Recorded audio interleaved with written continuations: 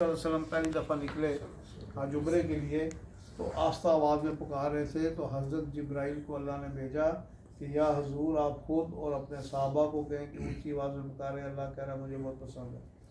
تو اس لیے اونچی آواز میں پکارتے تھے کہ ان کے گلے خشک ہو جاتے تھے۔ آج پانی کی بوتل آپ کے ہاتھ میں ہے، چائے آپ کے ٹیبل پہ ہے، اس لیے آپ اونچی آواز میں پکاریں گے، اس کو شرمائیں گے نہیں۔ یہ ایک پکار ہے، اور ہو سکتا ہے یہ جس جذبے سے آپ پکاریں، کہ جس نیت سے آپ پکاریں، آپ کا عمرہ یہیں پہ قبول ہو جائے، یہ ممکن ہے۔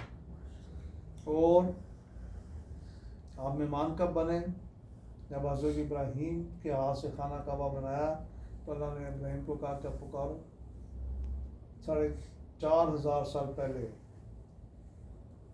انہوں نے ادھر ادھر دیکھا کہ نہ کوئی بندہ ہے نہ کچھ، تو میں کس کے لیے پکاروں؟ انہوں نے کہا پکارے، آپ کی آواز پوری کائنات میں گئی۔ جب انہوں نے پکارا، ماں کے پیٹ میں بھی آواز گئی، پوری کائنات میں گئی، اور جو روحیں آنے والی تھی انہوں نے بھی سنا اور انہوں نے لبیک کہا۔ شاید آج آپ اسی سلسلے کی کڑی میں آپ مہمان بنے ہیں۔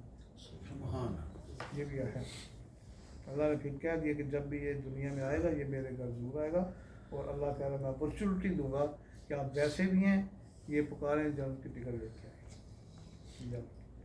اور اس میں بھی ایسا ہے کہ میں نے یہ بھی دیکھا ہے کہ کبھی کبھی میرے دوست واقف آ جاتے ہیں، ٹریننگ میں بیٹھے ہیں، انہوں نے لبیک پکارا، انہوں نے کہا ہمیں گھر جا کے بھی لبیک پکارتے رہے، تو پتہ نہیں، ہمیں پتہ نہیں چلا اگلے سال ہم حج عمرے پہ تھے۔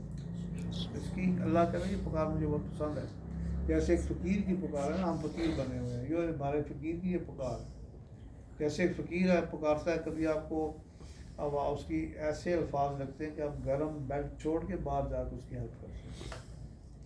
آپ بازار میں جاتے ہیں، 20 فقیر ملتے ہیں، آپ کہتے ہیں معاف کرو معاف کرو، جان چھوڑو جان چھوڑو، معاف کرو، لیکن کسی ایک فقیر کی آواز ایک قدم روک دیتی ہے۔ اللہ یہی کہہ رہا ہے کہ آپ کی آواز ایسی ہونی چاہیے کہ مجھے متاثر کرے۔ تو اس کے بعد آپ دعا مانگیں گے۔